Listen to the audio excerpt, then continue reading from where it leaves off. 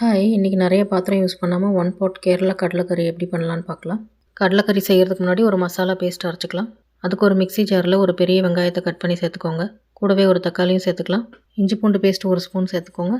Kashmiri chilli powder 1 spoon, கொத்தமல்லி தூள் 1 spoon, மஞ்சப்பொடி 1/4 ஸ்பூன், கரம் மசாலா 1 ஸ்பூன் சேர்த்துக்கோங்க.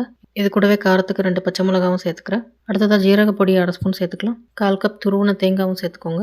இப்போ 1 கப் தண்ணி சேர்த்துட்டு ஃபைன் பேஸ்ட்டாக அரைச்சி ஓரமாக வச்சுருங்க. அடுத்ததாக ஒரு ப்ரெஷர் குக்கர் அடுப்பில் வச்சு குக்கர் சூடானதும் 1 டேபிள் ஸ்பூன் எண்ணெய் சேர்த்துட்டு கடுகு உளுத்தம் பருப்பு சேர்த்து பொரிய விட்டுருங்க.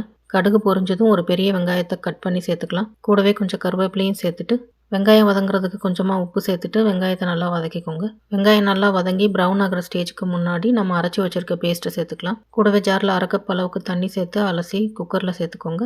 இப்போ நம்ம சேர்த்த பேஸ்ட்டில் இருக்க பச்சை வாசனை போகிற வரைக்கும் 2லேருந்து 5 நிமிஷம் வரைக்கும் மீடியம் ஃப்ளேமில் வதக்கி விட்டுக்கோங்க. இந்த மசாலா நல்லா வதங்கினதுக்கப்புறம் நைட்டே ஊற வச்ச கருப்பு சுண்டலை தண்ணியோடு சேர்த்துக்கிறேன். இப்போ இதுக்கு தேவையான உப்பு சேர்த்துட்டு நல்லா கலந்து விட்டுருங்க. தண்ணி வேணும்னா இன்னும் கொஞ்சம் 1/2 கப்லேருந்து 1 கப் வரைக்கும் சேர்த்துட்டு மூடி போட்டு விசில் போட்டு 5லேருந்து 6 விசில் கடலை நல்லா சாஃப்டாக வெந்து வர வரைக்கும் குக் பண்ணி எடுத்துக்கோங்க.